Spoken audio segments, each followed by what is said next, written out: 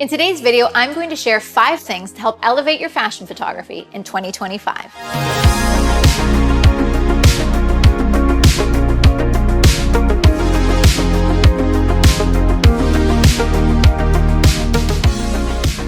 Hey everyone, Lindsay Adler here. It's a new year, and if you're like me, you're thinking about all the different ways you can step it up in the year ahead.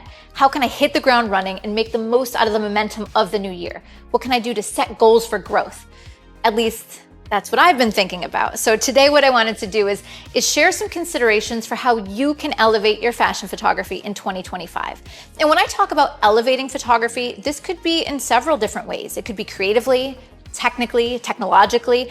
How can you improve your work, stand out more, catch the attention of potential clients? And importantly for me is what can I do to feel like I'm continuing to grow as an artist?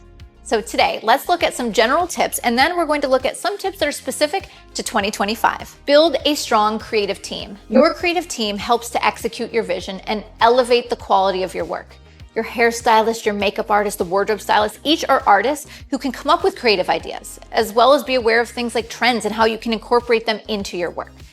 I think of it like a symphony. Each person is a master of their own instrument, and when we work together, we make something that is greater than the sum of the parts. It's really near to impossible to create something truly incredible, truly wow-worthy when you're doing it all by yourself. So don't. This year, aim to build even stronger teams that help you elevate your work and make you better. This may mean testing with different people. You have to find the right fit creatively as well as based on personality, because no matter how talented someone is, if they bring down the vibe of the set, they've got to go. And similarly, no matter how wonderful they are, how kind they are, if they're not growing with you or making you better, they might also not be a good fit. So remember, it's like an orchestra. If there's one weak link, it can ruin the performance. All you can hear is the person that's bringing it down. So what you want to do is you want to test, meet new people, find people that are elevating your work by supporting your ideas and helping you come up with new ones. Define and refine your style. All great photographers have their own style and aesthetic. A style is the commonality that weaves throughout a photographer's body of work. Sometimes it's commonalities in the lighting or the color palette, the subject matter, even in the way that the images make you feel. And so, in my opinion, all great photographers have this. In fact, I often find that it really is this combination. It's visual elements plus emotional elements plus subject matter. This is what starts to define a photographer's work. So take this year to elevate your work by looking at your style. Is it strongly defined, or perhaps should it evolve a little bit? You want to begin with this question. Of course, the obvious question, what is your style? Take a minute to review your body of work. Find the images that speak to you most. And if you could only show 3 photos that define you as an artist, which would you choose and why? What do these images have in common? Use those images to give you insights into what your style might be, and then refine it. Keep shooting more in this style, keep experimenting. Develop a collection of images that is really you and you alone, the unique way that you see the world. Now, of course, you can absolutely have more generic commercial work. We all do, I definitely do, but dig deeper. What combinations of color and emotion and light and crops and styling is unique to you, your own recipe?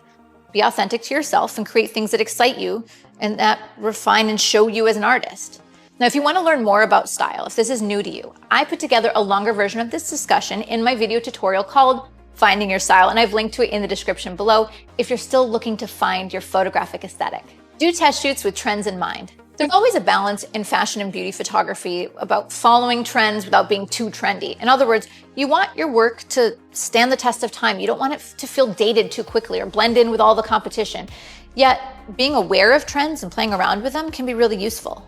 Schedule regular test shoot days where you test new techniques and new people, but also consider testing new trends. This could mean keeping in mind seasonal fashion trends like certain color palettes or silhouettes of the clothing, but it could also be trying out new aesthetics in fashion photography. So for example, you could look through the biggest fashion publications and influencers and look for certain visual trends that keep popping up, like colorful gradient backgrounds or creative makeup approaches. Not only does this help you stay relevant, but if you include this in your work, it might be the thing that catches the attention of an art director. Plus, for me, I'm always looking for different sources of inspiration, so it's just another starting point to get inspired. Plan monthly shoots, flex your creative muscles, and when you're doing this, consider adding a relevant trend to your test shoot day. Include the Pantone Color of the Year 2025. Now, speaking of trends, do not forget the Pantone Color of the Year. Each year, Pantone selects a color that highlights the relationship between culture and color. And typically you're going to see it in things like graphic design, interior design, fashion design, pretty much all visual media and formats. According to Pantone, this year, 2025's color is Mocha Mousse, and this signifies our desire for comfort with rich, sophisticated, and thoughtful indulgence. In other words, think coffee, chocolate, warm skin tones, rich fabrics. Is there a way that you can integrate this color into your style or into an editorial or a test shoot day? Because then it's going to keep you relevant and on trend. Every year, probably for the last, 6, 7, 8 years in a row, I start with a couple of test shoots dedicated to exploring the Pantone color of the year. It keeps my work relevant, on trend, but it's also nice because it gives me a theme to play around with. It gives me a starting point for inspiration. Plus, if you get a start on this right away and you get your images out there and you tag them with Pantone Color of the Year, you're going to be even more searchable when art directors are looking up the inspiration for this trend. Consider how AI can contribute to your photography. This, I know, will be controversial to some of you, and that's why the tip is to consider how AI can contribute to your work, not take away from or compete with you as an artist. Now, as I sit on the subway, right, I'm looking around and I see a huge proportion of the advertisements that are already completely AI. AI is going to take away some photo jobs. In fact, I'm pretty positive it has already replaced some. But that doesn't change the fact that this could potentially be a useful tool that some photographers are going to embrace, and it will totally change their careers. So instead of letting it defeat you, take a look at it and see if you can adapt to the times. Make it a tool that works for you. For example, I'm using AI right now with programs like Midjourney. What it does is it allows me to create mood boards and inspiration for upcoming shoots. So I can come up with ideas, but now I can actually express those ideas to my creative team or to an art director I'm working with, which is so useful. We also all know that motion can be a really powerful way to capture people's attention, especially on social media. And this may be a new way of elevating your work. So sure, what you could do is you could start to dip your toes into video and capturing motion.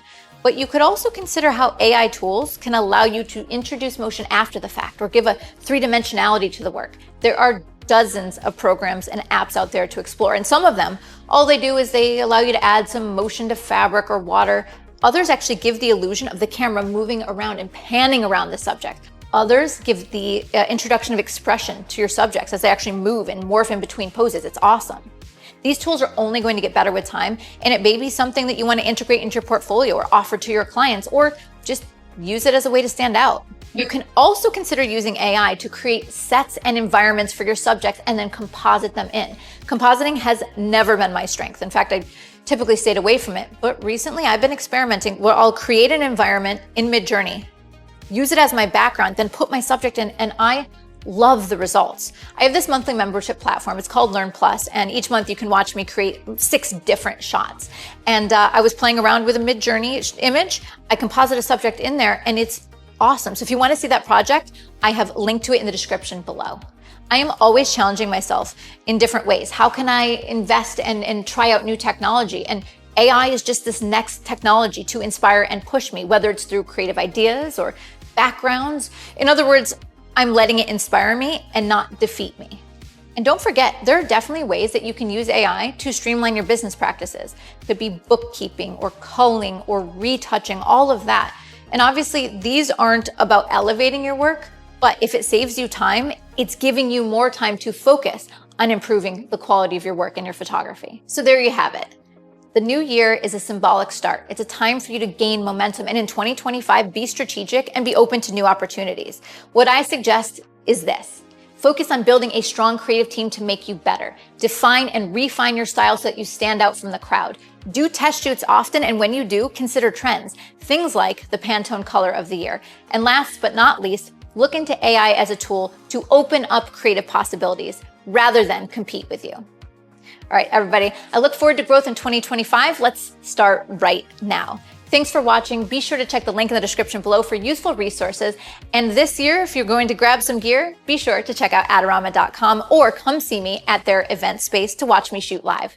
See you next time, guys.